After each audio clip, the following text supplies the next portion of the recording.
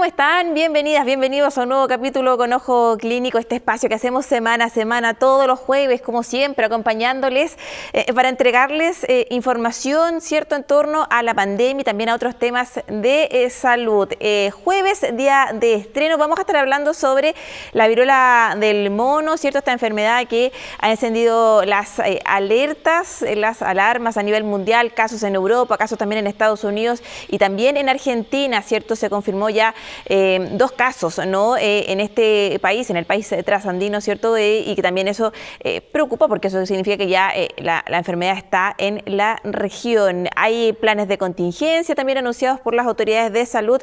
Vamos a estar hablando sobre ese tema con una especialista. También vamos a estar hablando en la primera parte del programa con una académica de la Escuela de Salud Pública de la Universidad de Chile, Alejandra Fuentes García, con quien vamos a estar hablando sobre el pase de movilidad, cuán efectiva es esta medida, cómo tenemos que cuidarnos también durante estos meses de invierno, las proyecciones que se hacen frente a el aumento de casos. Ella además participa en esta plataforma, ¿cierto?, y COVID Chile, donde participa la Universidad de Chile, también la Universidad de Concepción y la Universidad Católica. Bueno, de eso y más vamos a estar hablando con ella en los próximos minutos. Como siempre, agradecerles a todas, a todos por ser parte de nuestro programa, capítulo 48. Mire cómo ha pasado el tiempo, 48 capítulos ya que hemos estado acompañándoles a través de nuestras distintas plataformas. En Instagram, estamos en las redes sociales, en YouTube también de la Universidad de Chile, en streaming, en Uchile TV y también a través del 11.2 señal digital en el caso de la región metropolitana y también desplegados en todo nuestro país. De esta forma entonces comienza un nuevo capítulo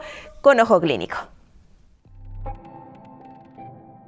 Y ustedes la están viendo ahí en pantalla, nos acompaña la profesora Alejandra Fuentes García. Ella es socióloga, máster y doctorada en salud pública y académica del programa de políticas, sistemas y gestión en salud de la Escuela de Salud Pública de la Universidad de Chile. Profesora, ¿cómo está? Muchísimas gracias por acompañarnos. Hola, muy buenas tardes. Muy bien, muchas gracias y gracias por la invitación. Profesora, estamos hace algunos días nomás, ¿cierto? El 1 de junio comenzó a regir esta nueva medida, el pase de movilidad, ¿cierto? Quedó inhabilitado para quienes no tengan sus dosis de refuerzo. Estamos hablando de mayores de 18 años. ¿Qué le parece a usted esta medida? ¿Cree que es un buen incentivo? ¿De qué manera también el pase de movilidad puede ayudarnos a ir controlando esta pandemia que sigue entre nosotros, ¿cierto? Que es algo bien importante de recalcar. Sí, mira, el pase de movilidad es una medida que, bueno, con distintos nombres se ha tomado en distintas partes del mundo, ¿no? No somos los únicos países que tenemos esta medida. Es como se llama en otros países, pasaporte sanitario también, que permite de alguna manera controlar quienes tienen sus, en este caso, esquema de vacunación al día. Lo que nos dice la evidencia internacional, publicada por ejemplo el año pasado en The Lancet, es que en aquellos países en que se había observado una baja tasa de vacunación en general, al incorporar el pasaporte sanitario o el Green Pass, efectivamente aumentó la adherencia a la tasa de vacunación o a la vacunación.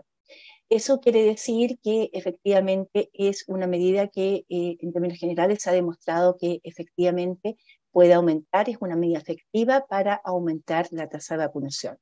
En el caso de Chile, a diferencia de otros países, lo que nosotros hemos visto por una parte es que hemos tenido una disponibilidad amplia de vacunas y además hemos tenido en términos generales también una adherencia relativamente alta a las tasas de vacunación. En otros países hemos tenido, ha habido grupos contra vacunas o antivacunas que han estado muy activos. En el caso de Chile no ha sido así y además en general el pase sanitario o el pase de movilidad, que se llama aquí, ha funcionado a pesar de que en algunos momentos no ha habido la suficiente fiscalización. Pero a esta altura, ¿cierto? Cuando ya llevamos más de 2 años en pandemia, con el contexto además nacional, ¿tiene sentido mantener esta medida? ¿Hay que reforzarla con otras? ¿Cuál es también ahí su visión, su opinión? Yo creo que sigue teniendo sentido mantener la medida del pasaporte sanitario o del pase de movilidad, siempre que vaya acompañado de la suficiente fiscalización ya sea desde los lugares donde se solicita este pase, como también la responsabilidad de cada uno de nosotras y nosotros como ciudadanos y ciudadanas. Tiene sentido además porque nosotros seguimos en una pandemia. A pesar de que tuvimos una baja en los casos hace unas semanas atrás, lo que hemos visto hace unas semanas también es que ha habido un rebrote, un aumento de casos que todos los datos que tenemos hasta el momento indican que va a seguir aumentando, es decir, que estamos en un momento de expansión de la pandemia. Entendemos todos que después de 2 años que estamos en esta situación pandémica, también todos estamos un poco cansados con la situación. Sin embargo, también tenemos que comprender que hemos tenido aprendizajes, y eso es muy importante, aprendizajes que hemos aprendido a relacionarnos de una forma distinta en el contexto de pandemia. Por ejemplo, hemos aprendido a que tenemos que usar la mascarilla porque esa es una de las capas de protección muy importante contra la posibilidad de contagio. Otra cosa importante es que ante cualquier eh, síntoma que tengamos de posibilidad o síntoma que nos lleve a que podría ser el COVID-19 el que estamos enfrentando, resfrío, síntomas de resfrío, fiebre, malestar, etcétera, inmediatamente tenemos que ir a hacernos un test y tenemos además que aislarnos, es decir, no estar en contacto con otras personas. Además, mantener la distancia independiente de cualquier situación también es muy importante. Esa es otra capa de las que tenemos que mantener siempre en cualquier situación en que estemos. Y esta es una cuestión muy importante porque estamos ante un escenario, como les decía anteriormente, de un rebrote, y por tanto, si no mantenemos estas medidas, con la variante que tenemos actualmente, que es mucho más contagiosa que las otras variantes de mayor circulación, ¿no? Como que es la BA2, que es una de las subvariantes de la Omicron, es mucho más contagiosa que la variante anterior de la Omicron y todas las otras variantes que habíamos visto en el COVID-19. Entonces, eh, se pega muy fácilmente, se contagia muy fácilmente. Entonces, estas distintas capas de protección para esta variante resultan además especialmente importantes de mantener y de cumplir. Desde que se anunció esta medida, ¿cierto?, de inhabilitar el pase de movilidad, hemos visto largas filas, ¿cierto?, en los consultorios, los centros de vacunación, porque hay un gran porcentaje de la población que está todavía rezagada de sus dosis de refuerzo. Hay quienes se pusieron una dosis, sus primeras 2 dosis de la vacuna, pero no se han puesto, ¿cierto?, las dosis de refuerzo. ¿Qué hacemos con los rezagados? ¿De qué manera esta medida, por ejemplo, sirve para impulsar de que la gente complete su esquema de vacunación? ¿Cómo también tiene que estar ahí enfocada la comunicación de riesgo, que es un concepto que también hemos hablado harto con los especialistas acá en el programa? Creo que hay varias medidas que hay que tomar al respecto. Lo primero, claramente, es acercar las vacunas a la población. Y en eso la autoridad sanitaria ha estado en un trabajo activo las últimas semanas haciendo justamente eso. ¿Qué significa eso? Por ejemplo, extender los horarios de los lugares de vacunación, que se abran los locales de vacunación los fines de semana, al menos en lo que se ha hecho uno por comuna, ir a plazas o otros lugares, a lugares de trabajo, en algunos colegios también llevar las vacunas a los lugares donde se congrega una mayor cantidad de gente. También, por supuesto, es la responsabilidad, ¿cierto?, de cada uno y una de nosotras, en el sentido de que efectivamente al disminuir la percepción de riesgo, también lo que ocurre es que nos relajamos con algunas de las medidas que tenemos que tomar para eh, cuidarnos del COVID-19. Y la medida más importante, más efectiva, y que la buena noticia es que hasta el momento las vacunas que tenemos, que han sido probadas, también son efectivas para esta variante, que es la de mayor circulación en este momento en el país, como es la BA2. Eso es muy importante y las personas además tienen que tener certeza que independiente del laboratorio del que estemos hablando de la vacuna, todas ellas son efectivas, son seguras y han sido aprobadas por el ISP. Esas dos cuestiones, digo, son muy importantes porque esas son algunas de las aprehensiones que muchas veces las personas tienen al ir a vacunarse, ¿no? Están vacunando con esta vacuna o con esta otra vacuna, si es con esta yo prefiero no vacunarme, etcétera. Y ahí darle la certeza a la población de que independiente del laboratorio que esté en ese momento disponible, la vacuna del laboratorio que esté en ese momento disponible en lugar de vacunación, todas ellas son seguras y han sido aprobadas por el ISP. Claro, hay estudios de por medio. De hecho, en el inicio de los tiempos, ¿cierto? La Universidad de Chile, también otras instituciones participaron de estudios de las mismas vacunas, ¿cierto? De AstraZeneca y también Sinovac y Janssen. Profesora, hablaba usted hace unos minutitos nomás, ¿cierto? De las distintas estrategias, como por ejemplo el uso de mascarilla. Hay también ciertas discrepancias, polémicas, ¿cierto? Por esta medida que se anunció, que es la flexibilización, ¿cierto? En el uso de mascarillas. Y hay quienes plantean de que quizás no era el momento, viendo la proyección en la que hay quienes plantean que vamos a llegar incluso a 50.000 casos, que ya estamos cerca de los 7.000, los 8.000, los 10.000, etcétera. ¿Qué le parece a usted esta medida? ¿Era el momento preciso? Estamos en una etapa, ¿cierto?, invierno. Hay que hacer hincapié en que la mascarilla hay que seguir usándola, ¿cierto?, sobre todo en espacios cerrados. Sí, creo que la flexibilización del uso de la mascarilla fue claro que fue en determinados contextos, y eso es muy importante, es decir, espacios al aire libre, especialmente en la calle. Creo que ahí hay que felicitar a la ciudadanía, a la población, que en general tú ves que independiente de que se haya flexibilizado, las personas responsablemente siguen usando su mascarilla. Y eso yo creo que es una cuestión que es fundamental y que hay que felicitar, como decía, en muchos otros países. Yo no he estado en estos 2 años fuera de Chile, pero otras personas que sí han estado me han comentado que choquea mucho, ¿no? Como que llama la atención, choquea mucho en otros países que tú vas caminando por la calle y la gente no está usando mascarillas, porque aquí tenemos muy internalizado el uso de las mascarillas y muy internalizado además este aprendizaje, que es un aprendizaje que hemos tenido en este tiempo, de que el uso de la mascarilla es una de las capas de protección. Creo que la medida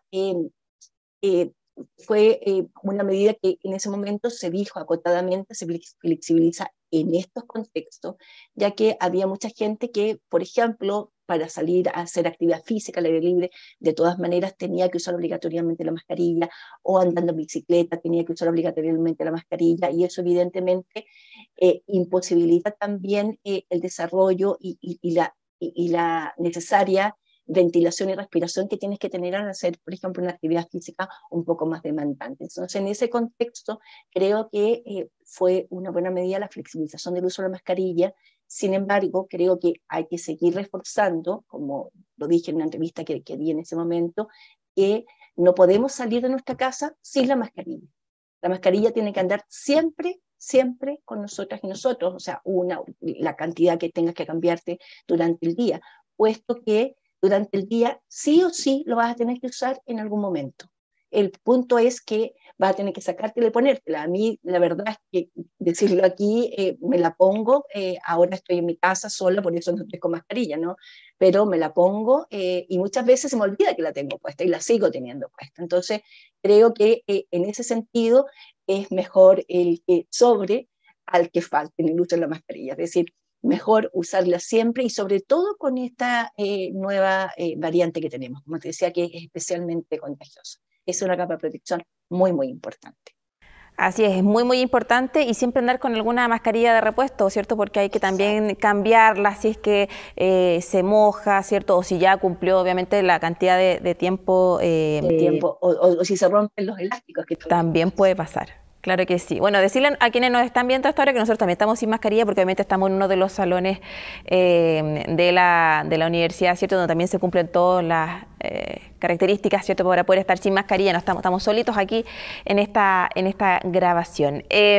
Profesora, hablábamos, ¿cierto?, de la vacunación, que es bien importante, que las vacunas son seguras. Hay quienes plantean de que, chuta, ya una cuarta dosis, o sea, son 4 las vacunas que me he puesto, puede que venga una quinta. ¿Cuán seguro es que quizás venga otra dosis nuevamente, pensando en que también el virus va mutando, ¿cierto?, y que va a ir cambiando a lo largo del tiempo? Sí, mira, yo creo que ahí hay cosas bien importantes que es necesario que la ciudadanía lo sepa, que también hay estudios que han mostrado que después de 8 o 10 meses o de 6 meses realmente, la protección, ¿cierto? La inmunidad que te entrega la vacuna disminuye. Y es por eso que entonces es necesario ponerse estas dosis de refuerzo. Eh, lo que uno podría como estimar es que el COVID-19 o el SARS-CoV-2 más bien, ¿no? Sus distintas variantes va a quedar como una, eh, como endémica en nuestro país, ¿no? Y casi todo el mundo.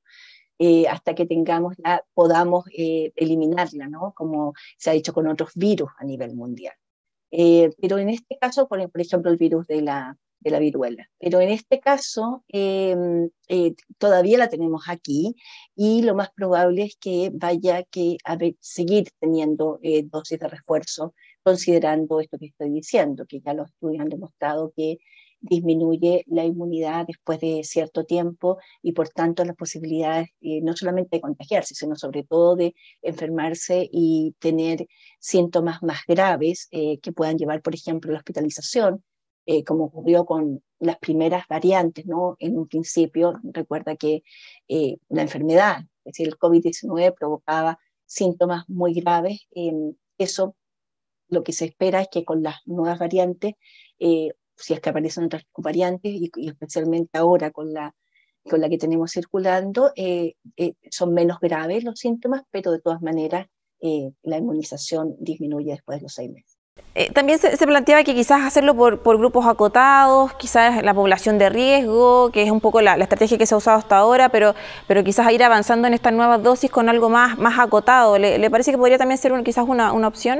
Sí, bueno, como se hace, por ejemplo, con la influenza, es lo que tú estás, ¿cierto? Señalando como un ejemplo. Podría ser una posibilidad y eso, bueno, son estudios que claramente hay que hacer. Acuérdate que al ser un virus nuevo, el SARS-CoV-2, hay cosas que hemos estado aprendiendo, bueno, todo el tiempo hemos estado aprendiendo al ir, ¿no? Desarrollándose el virus. Entonces, no todo está escrito, no todo está dicho, y también en ese sentido, a partir de lo que vayamos experienciando en los distintos países, ahí la importancia de organismos internacionales, por ejemplo, como la OMS o la OPS, y saber que los países del norte van más adelantados que nosotros en términos de la temporada, ¿no? Ellos ya pasaron el invierno, el segundo invierno o más bien el tercer invierno, ¿no?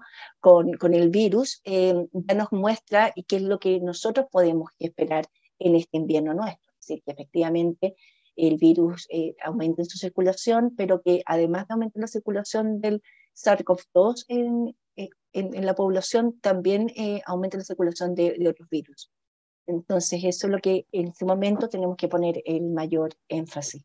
Profesora, nos quedan muy poquitos minutos, ¿cierto?, de programa. Se nos pasó volando esta primera parte de este espacio. No puedo dejar de preguntarle por ICOVID Chile. Usted también es parte de ese trabajo, ¿cierto?, que se ha estado desarrollando casi ya por 2 años, donde participan investigadores de la Universidad de Concepción, de la Universidad Católica y también de la Universidad de Chile. ¿Cómo han visto también estos últimos meses? Entiendo que están sacando un informe mensual, ¿cierto? Las proyecciones también que ustedes han estado haciendo frente a lo que pueda pasar y las recomendaciones, ¿no?, que se pueda entregar a la población ya a modo de cierre para seguir, ¿cierto?, haciendo frente a esta pandemia, al COVID-19 y a cuidarnos, ¿no?, sobre todo ahora con las bajas temperaturas y el invierno. Bueno, sí, y desde COVID Chile hemos también ido flexibilizando, ¿cierto?, nuestras formas de trabajo en relación con cómo también cuál ha sido la dinámica del virus. En este momento, como tú bien lo señalas, tenemos un informe mensual. De todas maneras, la página web donde está COVID Chile se va actualizando independiente que no haya un informe semanal. Eso es súper importante también mencionarlo para que todos lo sepan y puedan visitar la página covidchile.cl. También decir que en la autoridad sanitaria, la nueva página web que tienen, donde hay un dashboard, una, ¿cómo se dice? En español se me olvidó la palabra, un, un, un, un resumen, ¿cierto?, donde aparecen distintas cifras y gráficos en el paso a paso. También está muy interesante para ir viendo e ir comparando qué es lo que está ocurriendo en el momento actual respecto de momentos anteriores y en distintas regiones del país. Entonces, hay información disponible para que todas y todos se puedan informar de una manera sencilla, muy gráfica, de lo que está ocurriendo. Quienes hacen clases, por ejemplo, pueden bajar información, ya sea de COVID Chile o del Seguimos Cuidándonos Paso a Paso, del Ministerio de Salud, se pueden bajar los gráficos, etc. Las proyecciones, bueno, en el corto plazo, es en este momento lo que nos indica el indicador de reproducción del virus, que es el R efectivo, es que estamos en un momento de expansión. Estamos con un R efectivo superior a 1 en la mayoría de las regiones del país, lo que implica que entonces estamos en un momento de expansión de la pandemia. Cuando ese indicador es menor que 1, entonces eso implica que estamos en constricción o estamos en un momento de disminución de la circulación del virus. Desafortunadamente ahora está en un momento de expansión del virus y estamos con esta variante que es muy, muy contagiosa. Seguramente ustedes que nos están viendo tienen todas y todos algún caso ya cercano. Recuerden que el hecho de que alguien se haya enfermado por COVID-19 o haya sido a través de un PCR, un test de antígeno positivo, no quiere decir que no se vaya a poder infectar de nuevo, no se vaya a poder contagiar de nuevo.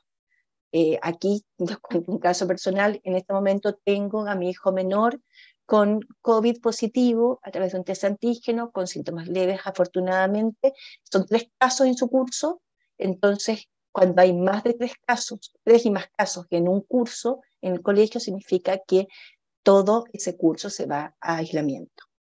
Es muy importante también que se tomen todas esas medidas y esos resguardos, tanto en los lugares de trabajo como en las comunidades escolares. Eso es fundamental. Además, exigir también los pases de movilidad al día y responsablemente, si alguno o alguna de nosotros tenemos un caso o nosotros mismos hemos sido detectados positivo por COVID-19, entonces avisarle a todas y todas las personas con las que hemos tenido contacto.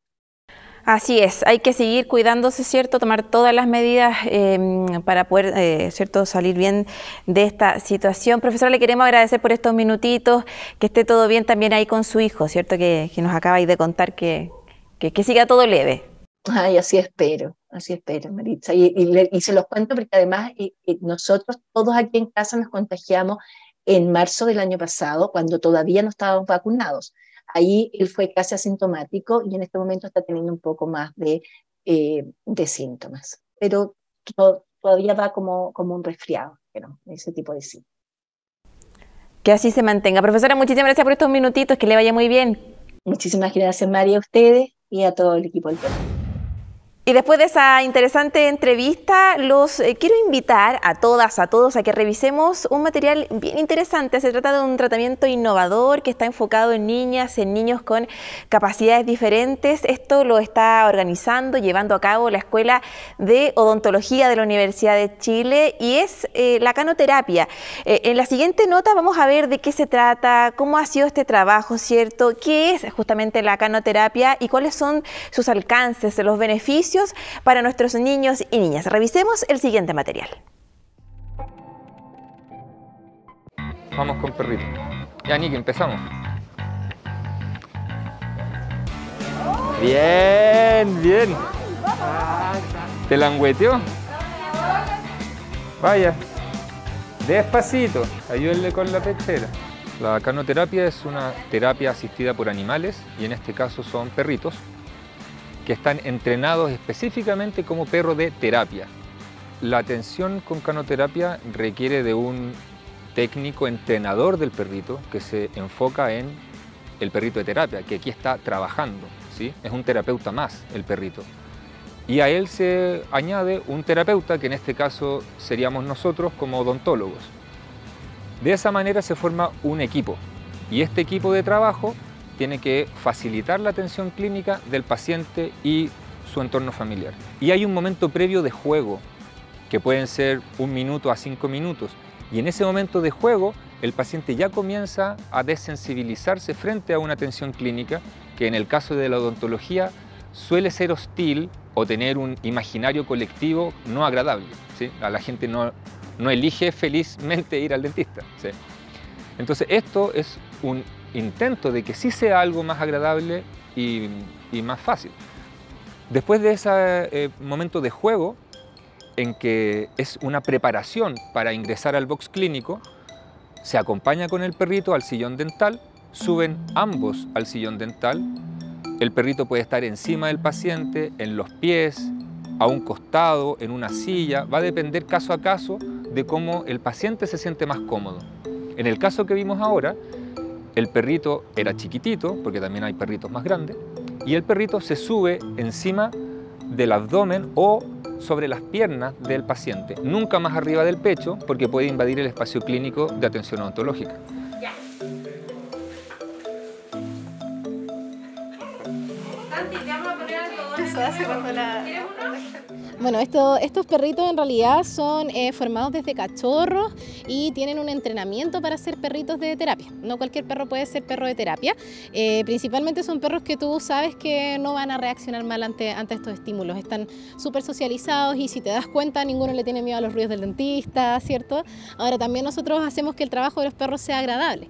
Si te das cuenta también, los niños le dan premio, nosotros le damos premio. Incluso también ocupamos las mismas herramientas que tienen los dentistas, o cepillos de dientes, y le ponemos pasta para perros con sabor rico y los perros también lo ocupan y así los niños dicen, oh mira, el perro puede hacerlo, yo también.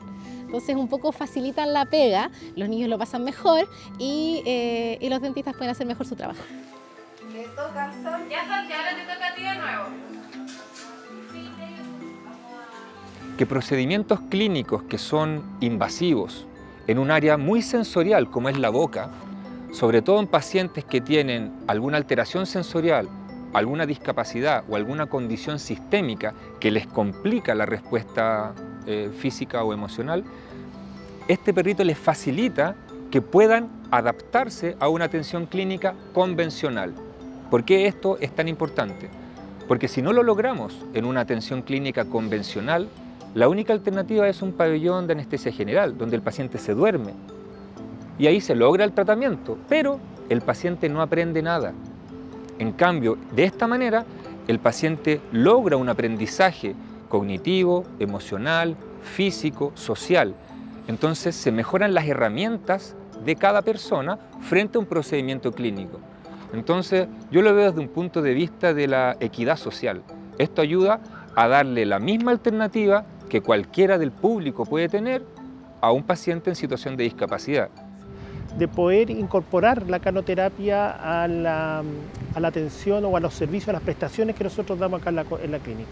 Hicimos todas las averiguaciones, revisamos la legislación, el código sanitario, las medidas de la Ceremi y estando todo eso en orden, procedimos en el fondo a poder establecer un convenio de colaboración con Tregua. La verdad es que la experiencia ha sido formidable porque no solo ha generado un efecto en los propios pacientes de la clínica, sino que esto ha ido contagiando al resto de la unidad de las clínicas. No solo sirve para dar atención a pacientes, sino que además para formar a otros odontólogos, tanto del pregrado como de la formación del egresado, para poder dotarlos de herramientas de manera de que podamos expandir en el fondo esto no solo a la Facultad de Odontología, sino que al país completo. Está súper documentado que la canoterapia sirve en distintas terapias médicas. Entonces requeriría apoyo, como en este caso nos apoyó la Universidad de Chile. En el caso del Hospital Ezequiel González, también ellos nos apoyan. Pero debería haber tal vez una visión un poco más amplia que nosotros y que nos apoyara el Estado. Y dijera, bueno, si esto sirve, hagámoslo. ¿Le lavaste los dientes de la chica? Bien. ¿Quién es Santino? ¿Santino? ¿Cómo lo hizo el perrito? ¿Bien? Mira, se subió solo. Eso.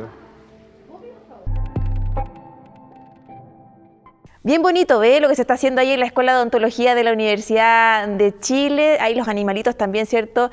En beneficio, aportando también para los niños y niñas. Vamos a hacer una pequeña pausa. Los quiero invitar, después de haber visto esta interesante nota, a que hagamos una pequeña pausa comercial, pero a la vuelta vamos a estar hablando sobre la viruela del mono, de qué se trata, hay tratamiento o no, tiene alguna relación con el COVID-19. De eso vamos a estar hablando con una especialista de la Universidad de Talca. Nosotros vamos, pero ya regresamos, no se separe de nuestra sintonía.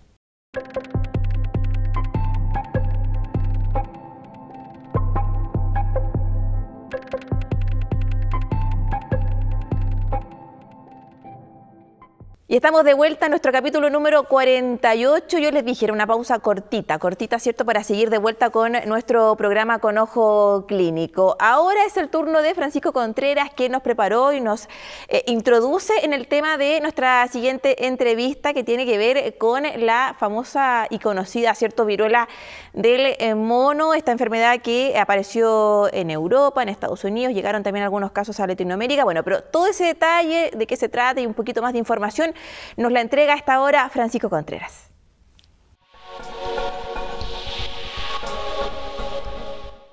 La Organización Mundial de la Salud y los Centros de Control y Prevención de Enfermedades de Estados Unidos emitieron alertas por la confirmación de varios casos del virus de la viruela del mono.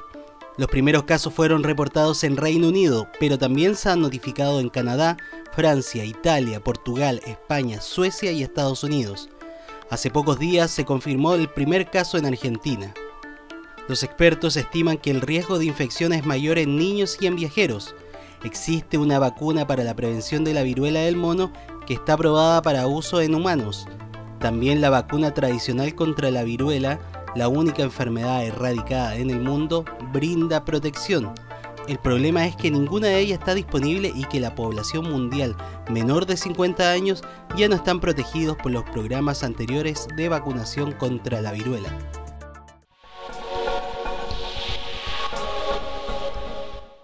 Y lo habíamos dicho al inicio del programa y después de esta nota también, ¿cierto?, introductoria, nos acompaña María Esther Muñoz. Ella es académica de la Escuela de Enfermería de la Universidad de Talca. ¿Cómo está, profesora? Muchísimas gracias por acompañarnos. Buenas tardes.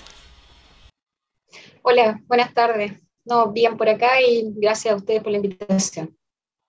Profesora, tenemos hartas consultas para que vayamos aprovechando el tiempo. Partamos por lo más básico. ¿Qué es la viruela del mono? ¿De qué hablamos cuando hablamos de esta enfermedad? Bueno, la viruela del mono, que en realidad lleva su nombre porque la primera vez que se describió esta enfermedad fue en el año 1958 y que fue vista precisamente en unos simios. Pero efectivamente es una enfermedad zoonótica, eso quiere decir que la enfermedad se transmite, es una infección viral que se transmite de los animales a las personas. Por eso se habla de una zoonosis. Pero los principales animales que pueden transmitir esta enfermedad efectivamente no son tanto los simios, que si bien lo hacen, son principalmente los roedores. Los síntomas, ¿cuáles son los síntomas a los cuales nosotros tenemos que tener especial atención? ¿Cómo se manifiesta esta enfermedad en nuestro cuerpo? Bueno, los síntomas en general son un poco vagos, sobre todo al comienzo de la manifestación clínica. Esta incubación, el periodo de incubación puede ir de los 5 a los 21 días. Entonces, los primeros síntomas que aparecen son fiebre, que no tiene nada como muy especial, también dolor de cabeza, cefalea intensa, mialgias o dolores musculares, pero lo que caracteriza esta enfermedad es que más o menos en el tercer día de la aparición de los primeros síntomas aparecen unas erupciones en la piel que podrían confundirse con la varicela o comúnmente llamada peste cristal, pero que estas erupciones, ¿cierto?, aparecen principalmente en el rostro y a medida que van pasando las horas se van masificando al resto del cuerpo. Son unas lesiones que aparecen como unos granitos que luego aparentemente tienen un líquido en su interior y que finalmente, en la medida que va evolucionando la enfermedad, estos se van transformando en costra y finalmente la lesión, digamos, se recupera. ¿Esto afecta a niños, a adultos, a personas mayores, a todos por igual? ¿Cómo también ha sido? Porque los primeros casos se ven, ¿cierto?, en Europa, en Estados Unidos, también en Argentina. ¿Hay un promedio de edad con respecto a esto? Ya, lo que pasa es que en realidad la enfermedad cualquier persona puede ser susceptible de contraerla, independiente de la edad. Por supuesto, van a ser más susceptibles y seguramente la enfermedad podría tener más complicaciones en las edades extremas de la vida. Eso quiere decir en las personas muy, muy ancianas o en los recién nacidos, así como también en las personas que tienen enfermedades que les causan cuadros de inmunosupresión o con defensas bajas, también son más susceptibles de padecer estas enfermedades. Estábamos diciendo recién, ¿cierto?, que es una enfermedad zoonótica. Quizás lo más cercano que tenemos nosotros en nuestro país es el virus Anta, ¿no? El que se transmite a través de los roedores. ¿De qué forma podemos nosotros contagiarnos en el caso puntual de la viruela del mono? ¿Qué pasa, cierto? ¿Puedo tener contacto con un animal, alguna persona? También expliquemos eso, profesora. Bueno, hasta ahora la enfermedad se ha manifestado más bien como brotes epidémicos aislados y todavía no hay signos que fueran pandémicos. Recordar, ¿cierto?, que esta enfermedad se ha mantenido a pesar de que hay un primo hermano de la viruela del mono, que es la viruela humana, que el último caso, digamos, se describió el año 78 y que ya en Chile, de hecho, ya no se vacuna de aquel año acá a la población, actualmente se vacunaba. Pero en general, las personas que pueden contraer esta enfermedad es justamente, y se ha visto, en las personas que van a los lugares de África donde esta enfermedad constituye una endemia. Entonces nos tenemos que preocupar más bien cuando personas que no hayan viajado a estos lugares de África y que manifiesten la enfermedad, ahí como que nos tendríamos que preocupar y podríamos estar hablando, ¿cierto?, de una epidemia. Por el momento, todas las personas están de alguna u otra manera relacionados con viajes hacia esta zona afectada. Entonces, ese es un poco lo que uno tiene que cuidar. Ahora, ¿cómo nos podemos contagiar? Básicamente, ¿cierto?, por contacto directo. La enfermedad se transmite por contacto directo a través de estas lesiones que le hablaba en un comienzo, al tocar directamente las lesiones y también a través de las gotitas de saliva que son microscópicas y que fluyen, ¿cierto?, cuando uno puede estar muy cerca de una persona. Es por eso que también, a propósito de esta pandemia por el COVID-19, nosotros estamos todavía, afortunadamente, utilizando mascarilla y esa sería una manera que, ¿cierto?, nos protegería de esta enfermedad. Pero básicamente se transmite de animales que estén infectados a las personas. La transmisión de persona a persona todavía es baja, se ha visto baja la temperatura. Es más común que los animales transmitan a las personas y que a su vez también o eventualmente las personas pudieran consumir estos animales que están infectados y de esa manera también enfermarse. Pero la transmisión persona a persona, si bien es posible, la proporción es relativamente baja por ahora. Tengo varias consultas con respecto a este tema, ¿cierto? Porque ha sido también de bastante preocupación, ¿cierto? En entornos familiares, con amigos, con cercanos, es un tema que se está hablando harto. ¿Hay relación entre esta viruela del mono y el COVID-19? Se lo pregunto porque, claro, se decía, ¿cierto?, de que el COVID venía de los murciélagos, de esta relación, ¿cierto?, también una enfermedad zoonótica, que podía ser uno de los orígenes, ¿cierto?, en Wuhan, y ahora estamos viendo esta viruela del mono, vimos también la hepatitis, también que afectaba a los niños. ¿Hay alguna relación? ¿Algo está pasando? ¿O cómo también interpretar la aparición de este tipo de enfermedades justo en este contexto donde estamos con una pandemia además? Yo creo que hay un aumento de la sensibilidad de la población en general. Hay un aumento de la sensibilidad ante estas, comillas, epidemias que están surgiendo, pero yo diría que hay que mantener la calma, porque como le decía recién, la posibilidad de transmitir de una persona a otra no es muy alta.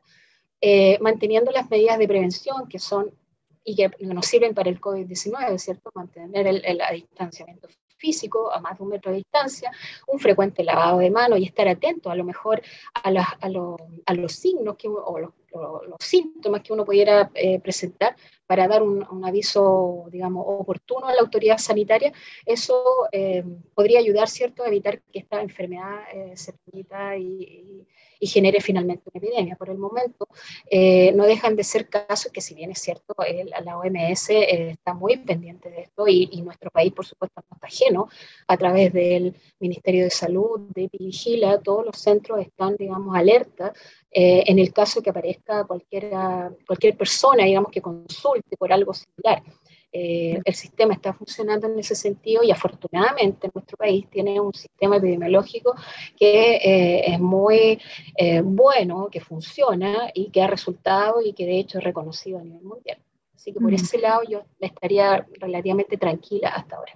Le voy a preguntar también sobre los protocolos, cómo deberíamos reaccionar, ¿cierto?, frente a la llegada de un caso a nuestro país, pero hay quienes también plantean, no sé si está usted de acuerdo o no, en que también estas enfermedades se están viendo por otro factor que tiene que ver con la invasión de ciertos espacios, mayor relación en los llamados nichos ecológicos, ciertos espacios que solo son de los animales, del ecosistema, de la naturaleza, y que también por un tema de construir, de masificar o de ampliar las ciudades, también ahí se puede generar, si no se toman las medidas correctas, ¿cierto?, quizás una mayor transmisión de estas enfermedades que están en su hábitat, que son virus que están ahí con los animales, pero que claro, cuando se hace una invasión o se hace, ¿cierto?, una apropiación quizás indebida de un espacio sin las medidas correctas, también podrían generarse este tipo de enfermedades y ser un foco que podríamos también estar viendo ahora y para adelante. Bueno, claramente la intervención humana justamente en estos nichos ecológicos alguna relación tiene y de hecho está descrito así también en la literatura. Nosotros invadimos ciertos escenarios que son propios de los animales y que por supuesto al estar en mayor contacto con ellos y un poco a que estos animales ya empiecen a tener contacto con seres humanos, por supuesto que aumentan las posibilidades y de alguna otra manera eso genera un mayor riesgo de todas maneras. Profesora, hablemos de los protocolos en el caso de nuestro país. ¿Qué hay que hacer? Si tenemos ya, vimos cierto que se están dando casos en Argentina, esta es una enfermedad cierto que se puede ir transmitiendo, puede avanzar a otros países. En el caso puntual de Chile, ¿qué deberíamos hacer? ¿Qué debería tener este protocolo? Hace algunos días hablaban también desde el MinSal de esta red, cierto, de colaboración, de estar muy pendientes, de monitorear. Pero en la práctica, en lo concreto, ¿qué hay que hacer en el caso de que tengamos cierto un caso en nuestro país? Bueno, como le decía recién, la autoridad sanitaria tiene muy claras las indicaciones. Yo soy enfermera de urgencia, ahora dedicada a la academia, pero trabajé muchos años en el servicio público, en el servicio de urgencia pediátrico, y en realidad lo que ocurre es que uno cuando pasa con esto, nos pasó en mis tiempos con el cólera, hace harto tiempo atrás, los profesionales estamos atentos a los pacientes que consulten con determinada clínica. Por lo tanto, en este caso, toda la red está en contacto y en la eventualidad que esto ocurra, que llegue un paciente con la sintomatología que nosotros conversábamos al comienzo, claramente se da un aviso al Departamento de Epidemiología correspondiente y eso se informa inmediatamente a nivel central. Y por supuesto, puntualmente, si algún paciente consultara, lo que debería ocurrir es que ese paciente quedara en observación y eventualmente con un aislamiento para evitar tener contacto con otras personas, y hay exámenes, ¿cierto? Hay serologías que se hacen en sangre que pudieran definir, ¿cierto?, específicamente si tiene esta inmunoglobulina o no, pero en el fondo es estar atento a la sintomatología clásica y en el caso que estos pacientes consulten, por supuesto los profesionales que van a recibir a estos pacientes están claramente, adiestrados, ¿cierto? Y sabemos lo que tenemos que hacer y a quién avisar, y esos avisos son independientes de la hora, ¿ya? No hay como un horario específico, sino que se avisa inmediatamente. Exacto, tiene que haber una coordinación, ¿cierto?, ahí importante. Vamos derribando también algunos mitos, algunas consultas. Por ejemplo, si yo tuve algún tipo, o sea, si tuve peste, varicela cuando niño, ¿me puede dar esta varicela del mono? Sí, no, ¿por qué? Sí, porque son virus distintos. El virus de la varicela es el virus varicela zoster, que es distinto al virus que produce, digamos, la viruela del mono. Entonces es otra familia de virus, por lo tanto sí.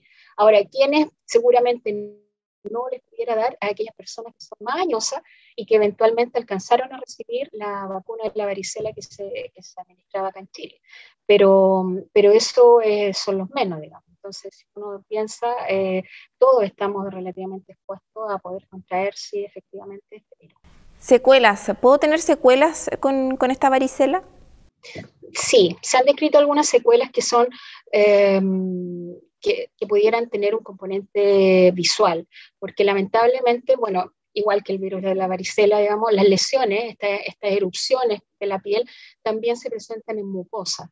Eso quiere decir que también se pueden presentar estas lesiones, por ejemplo, en los genitales, y lo que es más peligroso, y a partir de ello se han visto algunas consecuencias o complicaciones en las córneas. Y hay pacientes, cierto, que se ha descrito que han tenido dificultades, digamos, a posterior, específicamente por esta manifestación. A raíz de esto mismo teníamos una consulta a través de las redes sociales, porque hacemos también comunidad en Con Ojo Clínico. Hay espacio para que todas ustedes, todas y todos puedan dejar ahí sus impresiones, sus dudas, sus inquietudes. Justamente nos preguntaban a través de las redes sociales de Road Chile TV. Recibimos varias consultas. Agradecerles a todos, a todas, a quienes, tomaron unos minutitos y dejaron ahí sus preguntas. @Carla Vergara justamente ya preguntaba, profesora, ¿pueden quedar marcas permanentes en la piel con esta enfermedad? Ya que van apareciendo estos granitos, estas erupciones en la piel, ¿puede quedar marcada nuestra piel? Lamentablemente sí, pero eso está dado por el manejo que se le vaya a dar. Eso quiere decir que, por ejemplo, si nosotros contraemos esta enfermedad, como la varicela, y también cuidamos de las lesiones, el hecho de no rasparlas, no producir grataje sobre las lesiones y por lo tanto romperlas, entre comillas, a la fuerza, esas lesiones se caen solas por defecto. El cuadro es autolimitado, va a durar alrededor de 2 semanas. Eso quiere decir que se va a acabar la enfermedad sola por sí misma y por lo tanto al cabo de ese tiempo las lesiones van a ir cayendo. Y en la medida que nosotros no las quitemos, entre comillas, a la fuerza, no debieran quedar grandes marcas, Pero ¿qué es lo que ocurre? Que, sobre todo con los niños y con las personas que no siguen ciertas indicaciones, que como eventualmente pudiera producir un cierto grataje, es decir, un prurigo, va a picar y la persona se tiende a raspar. Primero va a retirar la costra y eso puede producir una cicatriz. Y segundo, podría producirse una sobreinfección bacteriana producto de este grataje con uñas sucias, contaminadas, que también el hecho que se sobreinfecta una lesión, eventualmente también es muy probable que quede alguna marca. Bueno, quizás más de alguna o alguno se va a sentir identificado. Me acuerdo cuando yo era muy chica, claro, nos echaban como una especie de talco, algo era como algo refrescante, para que no, porque a uno, claro, le picaba y era como, no te toques porque puedes ahí después tener una cicatriz, una manchita, una marca y bueno, efectivamente tuve suerte, no me quedó ninguna marca, pero sí, pues habían casos de personas que podían quedar, ¿cierto?, con algún tipo de marquita en su piel. Nos quedan muy poquitos minutos, profesora. Perdón, debo aclarar, a propósito ¿Sí? que mencionó lo del talco, eso está hoy en día absolutamente contraindicado. A la varicela no hay que hacer nada, simplemente mantener las cortas, limpias y baño diario con agua y jabón, nada más, por favor. Eso quería dejarlo claro. Sí, pues para que vean todos los años, pero antiguamente era así, pues, para que vean todos los años que han pasado, pues era parte del tratamiento. Qué bueno que lo aclaremos, va avanzando también la tecnología, la medicina, la investigación, y hoy día también hay otras formas de poder enfrentar estas enfermedades. Para ir cerrando, profesora, aprovechemos de hablar de tratamiento justamente a raíz de lo que estamos hablando y si existe o no la vacuna, porque decíamos, antiguamente también se vacunaba contra la varicela, pero no sé si hoy día hay algún procedimiento, algo similar que se pueda aplicar.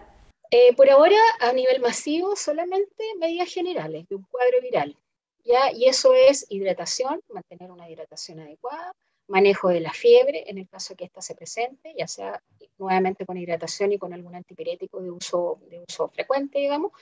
No tiene ningún tratamiento específico, salvo que tuviera complicaciones, y eso obviamente es de indicación médica en un manejo intrahospitalario, pero a priori no tiene ningún tratamiento específico. Existe una vacuna, pero esa vacuna no es de uso masivo, ¿ya? Y es una vacuna que se maneja en Estados Unidos en algunos lugares, pero no es algo que todavía esté disponible para todas las personas.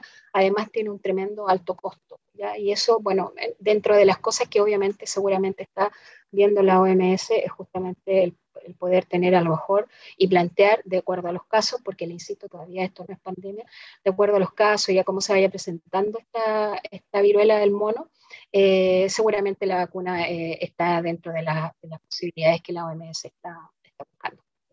Ahí está todo claro, todo dicho. Tratamos de responder el máximo de preguntas, de inquietudes con un tema, ¿cierto?, que está muy fresco, ¿no?, muy latente entre todas y todos, ¿cierto?, como es la varicela del mono. Profesora, le queremos agradecer por estos minutitos, por ser parte de nuestro programa en Con Ojo Clínico. Que le vaya muy bien. Muchas gracias. Gracias a ustedes y que estén muy bien. Cariños desde Talca. Chao, chao. Y en nuestra sección El dato de utilidad, hoy día vamos a hablar sobre el registro de las mascotas. Para incorporar a un animal de compañía al Registro Nacional de Mascotas o Animales de Compañía, puede usted asistir directamente a alguna municipalidad, a su municipalidad, ¿cierto?, correspondiente a donde usted viva, con el certificado médico de un veterinario, ¿cierto? También puede ser una persona de alguna carrera afín, como por ejemplo un técnico veterinario en otros casos. Denominado, ¿cierto?, este comprobante de existencia, que finalmente dé cuenta de las características o condiciones, el número también de microchip de su mascota, de su animalito, y si se le identificará también con este microchip, o también de las características, bueno, todo lo que tenga que ver con su mascota, ¿cierto?, para que pueda estar en este Registro Nacional de Mascotas o Animales de Compañía. Otra opción también es hacerlo de manera, ¿cierto?, digital, ingresar al sitio que está apareciendo en nuestra pantalla, que es registratumascota.cl. Para este caso, sí tienen que contar con su clave única para poder ingresar a este sitio, ¿cierto? Digo, y también contar con los certificados del veterinario de manera digital, obviamente, para poder ir adjuntando toda esta información en el registro que se haga a través de la página, que es registratumascota.cl, y toda esta información, además, también, ¿cierto?, que dé cuenta de las características y condiciones del animal que se va a registrar. Recuerden el sitio para más información, registratumascota.cl, una forma también de acompañarles, ¿cierto?, con este dato de utilidad para registrar a sus mascotas, a sus animalitos en la casa. Y de esta forma estamos llegando ya al final de nuestro programa. Agradecerles como siempre por su sintonía, por acompañarnos, por ser parte de la programación que entregamos todas las semanas y todos los días en Uchile TV. En el día de hoy hablamos sobre la viruela del mono, ¿cierto?, en esta segunda parte del programa, con esta especialista, con esta profesora de la Universidad de Talca, quien nos aclaró de manera bien gráfica todas nuestras dudas, nuestras consultas, nuestras inquietudes. Agradecer a quienes también nos dejan sus aportes a través de las redes sociales, son parte importante de nuestro programa. Y en una primera parte también hablamos con la profesora Alejandra Fuentes García, ella, ¿cierto?, académica de la Escuela de Salud Pública de la Universidad de Chile, sobre el pase de movilidad. Si usted todavía no tiene su dosis de refuerzo, acuda a los centros de salud, vaya a su vacunatorio más cercano y aproveche, ¿cierto?, esta forma de protegernos a través de las vacunas. Lo decía la especialista, las vacunas son seguras, hay estudios, ¿cierto?, detrás de ellas que reafirman esto, ¿cierto?, y que nos pueden ayudar a controlar esta pandemia del COVID-19. Dejamos hasta aquí nuestro programa, invitadísimos todas, todos, ¿cierto?, a que nos sigan acompañando en Uchile TV y que nos reencontremos el próximo jueves en una nueva edición de nuestro programa Con Ojo Clínico. Que estén muy bien. Chao, chao.